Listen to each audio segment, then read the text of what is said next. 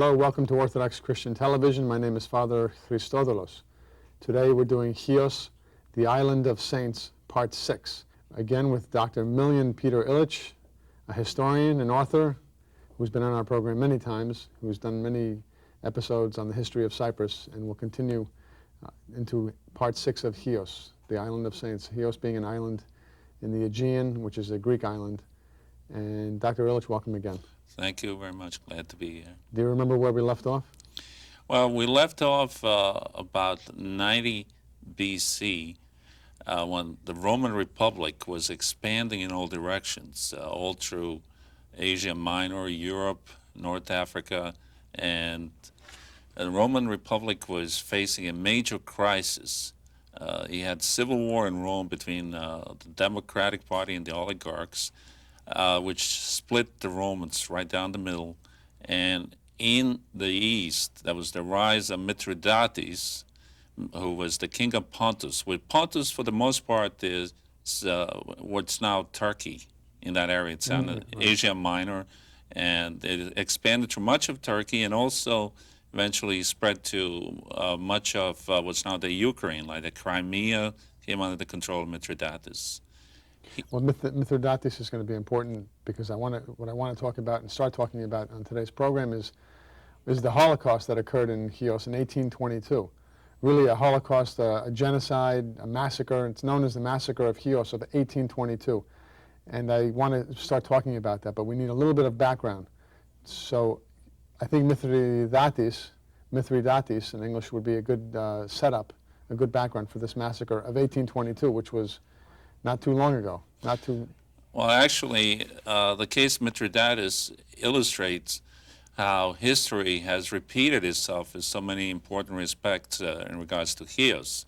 He proclaimed himself a liberator of Hellas. Mithridates, and organized a large alliance which included many Greek states and also some Slavic areas in what's now the Ukraine and Russia, to fight the Roman Empire, to liberate the Greeks from the growing power of the Roman Empire. By this time, the Romans had conquered much of ancient Greek territory, and he proclaimed himself as a liberator of the Greeks. And this is what era? What year? This was about 87 BC.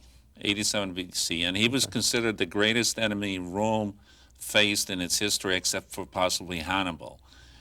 So Mithridates organized a huge alliance with Greeks, and he actually had a major chance of defeating the Roman Republic and stopping the growth of the Roman Empire before it really got started.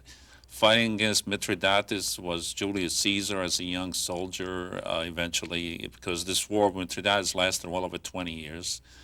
Now, eventually, he defeated the Romans in certain areas. In many areas, he defeated the Romans. But what really broke his power was the fact that in Chios, there was a large party which sympathized with Rome, and Mithridates somehow heard about it, and there was an incident in which a Achaean ship rammed his ship, and he decided to take revenge on the people of Chios.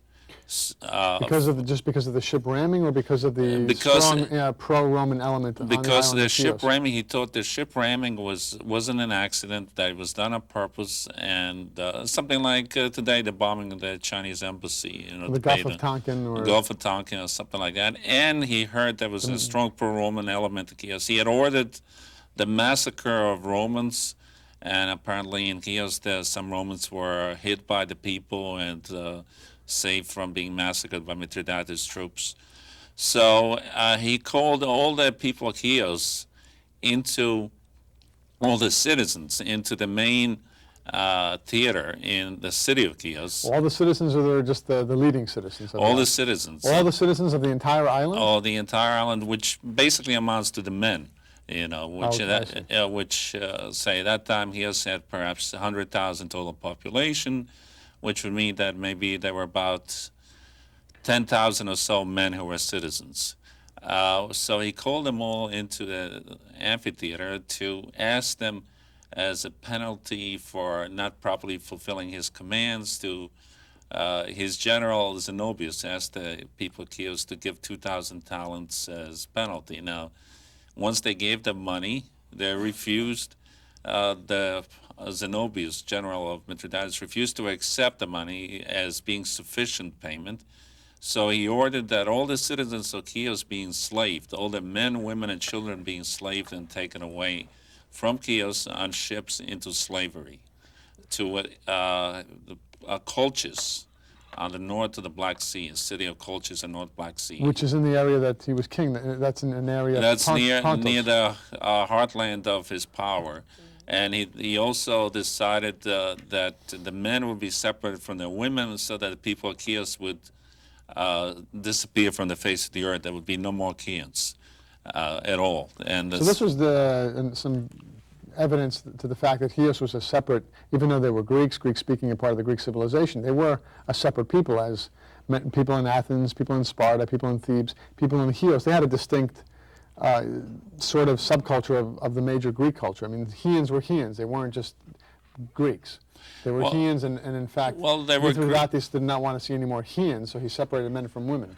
That's right, men from women, so there would be no more Chians, and you know, many were killed, and the entire body of citizens was taken away, and the entire island for a number of years was almost totally empty of people. So this shocked the Greek world so much when this was done. So by the example of suffering the people of Chios, that there was a rebellion of much of the Greek world. Many major cities like Ephesus, Sardis, Smyrna, and many others rebelled against Mithridates and went over to the side of Rome. And as a result of this change in the balance of power, this was very likely what made it possible for Rome to eventually overcome Mithridates and establish the Roman Empire. So if Mithridates had not been so heavy-handed and brutal to the Chians because of this accidental ramming of his ship, and then possibly because a minority of Chians were pro-Roman, if he hadn't reacted so heavy-handedly, the Roman Empire never would have reached the zenith that it did. He may have defeated the Roman Empire. It may have been, this was before Augustus, the first emperor, and it might have been possible for him to stop the Roman Empire as we eventually got to know it from being born, even if it wasn't what he did in the case of Chios. And the Romans felt a huge gratitude of people of Chios for this. And they brought him back from exile after they defeated Mithridates. And Chios was given a special status of libera, which means like a free city, and it was allowed to be ruled under its own laws as kind of an ally of the Roman Empire. Even Roman citizens were ordered to obey the laws of Chios for centuries afterwards. And the Romans allowed the Chians to return to Chios, to come back and repopulate the That was island. one of the major conditions of the eventual treaty with Mithridates, was that the Chian people would be allowed to come back and take over their own property and their own homes and establish themselves again. So most of them did manage to get back. How long were they missing from the island? How long was it depopulated? Many of them were out of the island for something like 20 years, because the war lasted for about 20 years until eventually Mithridates was defeated. It was very difficult to defeat him for the Romans. He was charismatic. He was well over 6 feet tall, very good looking. He spoke about 20 different languages, including fluent Greek. Latin, Greek, yes. Persian. And he had quite a following. But it was this one act in Chios that was the element that destroyed his whole chance of defeating the Roman Empire and helped the Roman Empire to be established. Well, what happened to him at the end of the war? Did he survive the war? No, eventually he was actually killed in action against Romans at the end. Okay.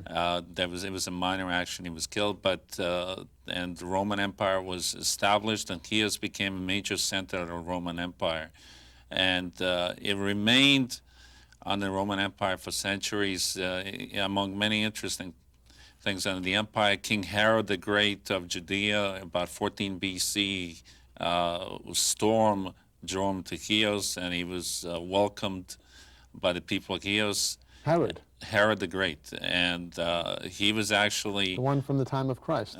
exactly the king same of, one King of Jerusalem. before the birth of Christ. He stayed in Chios, and he received such hospitality from Chios that he paid to rebuild the city of Chios, which had been devastated by Mithridates, which shows the devastation that this was some 50 years after the end of the Mithridatic Wars, that it was still such huge devastation. So he paid for the rebuilding of much of the city, and he paid some of that taxes owed to Rome by Chios. Now this brings us into the Christian era of Chios.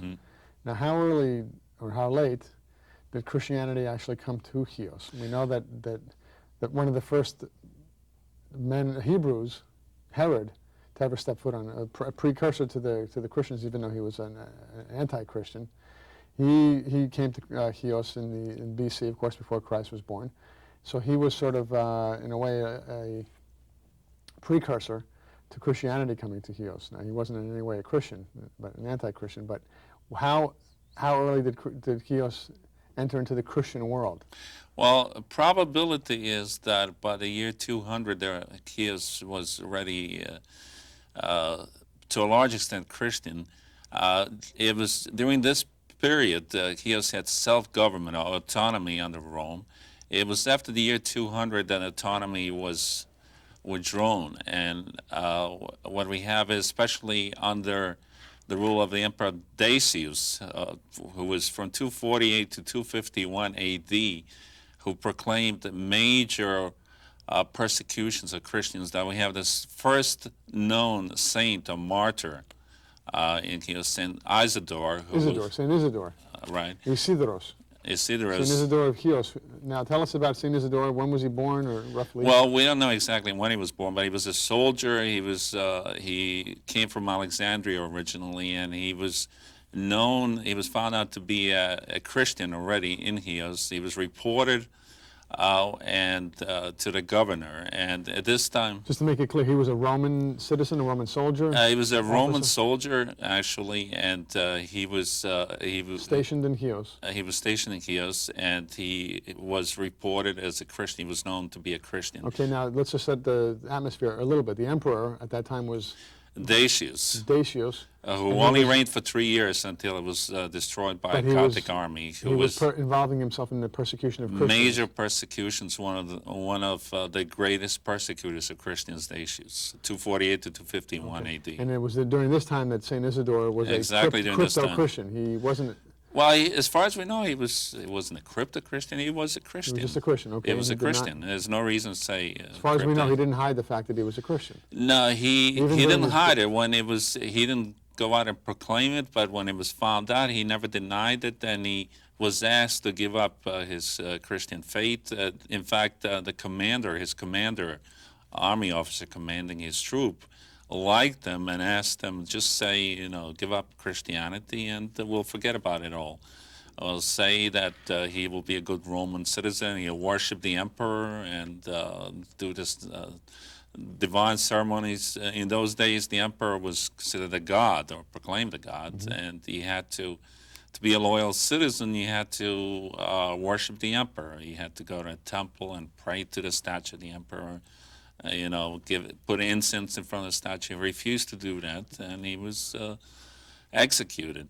Now, can you explain a little bit about how he was executed, what kind of death he suffered? Well, he was beheaded. He was simply beheaded, and then... And his body was thrown over. Was he given a trial, any kind of... Well, he was given a chance to recant? He was given a chance to recant. He refused to recant, and then he was beheaded. His body was thrown over a cliff, and then it was later was collected by a woman of Chios called Merope, who was for that, and she attempted to give him burial, but she was found out, and she was also a Christian, and she was also executed and proclaimed a saint by the church as well.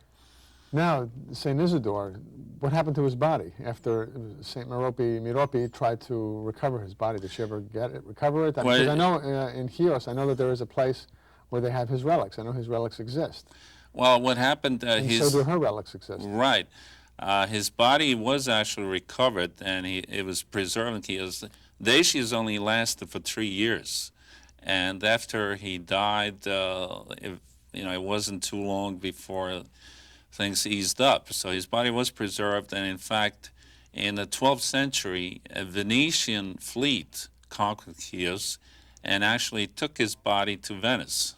So he's not in Chios anymore. Well, He's in Venice, as far as we know. Well, he's in Venice, but part of his body is still in Chios because what happened was, well, the Venetians conquered Chios at that time, and they actually took his body, and the Venetian army and navy was hit by a plague while they were in Chios. So many people thought that this was punishment for taking St. Isidore's body to Venice. Eventually, actually, many centuries later, I believe that most of his body was returned to Chios, but some of it is still in Venice. So, but there is a tradition that in Chios, wherever St. Isidore's body was dragged through the streets, or that was part of his martyrdom, either being dragged through the streets before he was beheaded, or he was beheaded and then what remained of his body was dragged through the streets, and then the villages where his body was dragged, which is in the southern part of Chios, the trees weep in memory of that, and those trees are the skinos tree that give the mastic that we talked about in earlier programs, that the mastic only grows, or the mastic tree only gives up the mastic gum tears in the southern part of Chios, and they drip out like tears, in the southern part of Chios where St. Isidore's body was dragged. Right. Is there anything in the historical record that well, the body was dragged, and I can't say that there's scientific proof that the red mastic is because of his body, but that is a tradition. But the body was dragged and it was thrown over. It was ordered by the governor as part of the condemnation. St. Isidore, the order was placed that he was not to be buried. So, his body was to be left there so that dogs and animals could eat it and birds could eat it and so on. And so he was not given allowed, of course, he would not be allowed a Christian burial. Or any kind of burial. Mayropi risked her life so that she could... And she lost her life because of that. She was executed herself. So the tradition was established of St. Isidore. But the Venetians actually did take the body, and they came back a number of other times in the history of Chios, and usually to not very good effect. Now, why did the Venetians want to take the relics of a saint? Because they were Christians, being Roman Catholic, they still recognized... Well, at that time... Well, this was about 1124.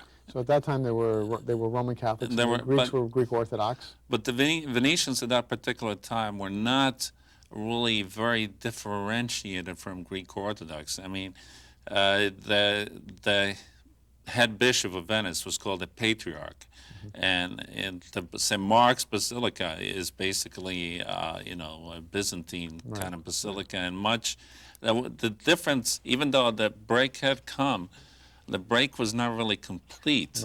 It was really like the beginning of the break. So the Venetians really did respect the legend and the tradition of St. Isidore, and they taught that he's such an early Christian saint. I mean, from the one of the first, one of the early Christian martyrs. That there really is no way that any Christian at all could not venerate him as a saint. Well, not only that, but they felt, according to my research, that having him in Venice would be protection for Venice and give strength to the expansion and protection of Venice from its enemies. But that didn't happen. At least for well, the ship. What happened immediately was that the Venetian fleet and the soldiers developed a plague, and many of them died over there, and they abandoned Chios. So they actually abandoned Chios. They were not to come back to Chios for centuries later. So St. Isidore protected the island of his martyrdom for a few centuries. You can certainly say that. But Venice itself did get stronger and stronger for centuries. Venice itself did get more and more powerful. Now, what happened in Chios during the era of St. Isidore? This is the 3rd century. What year exactly was? About 250 A.D., about 250. And this was the Venetian temporary conquest of Chios was 1124. And Chios was to be ruled largely by the Roman Empire from Constantinople until about 1346. But before you get to that, when did Chios come into under the empire of Constantinople? Obviously, when the capital of the Roman Empire was moved from Rome to Constantinople, Constantinople becoming the new capital, the new Rome. Chios was Chios a part of that of the empire at that time, or did it get back to being autocephalous or having its relative freedom? No, it continued to be part of the empire. It was really not autocephalous at all after the year 200, approximately 210 A.D. So it was a full-fledged province of the Roman Empire. Absolutely, it was really not independent. Completely lost its independence Now, afterwards. I want to diverge just for a moment. Saint Constantine the Great, when he became the emperor of East and West, there was a little bit of a discussion I had on the internet with some people recently, because we just celebrated the feast day of Saint Constantine the Great. Saint Constantine the Great, we know, ended the persecutions, but the previous of Christians, he ended the persecutions against Christians. And you mentioned the fact that Saint Isidore was executed and martyred because he would not worship the emperor. Right, But Constantine the Great, of course, ended any kind of worship of the emperor. That's right.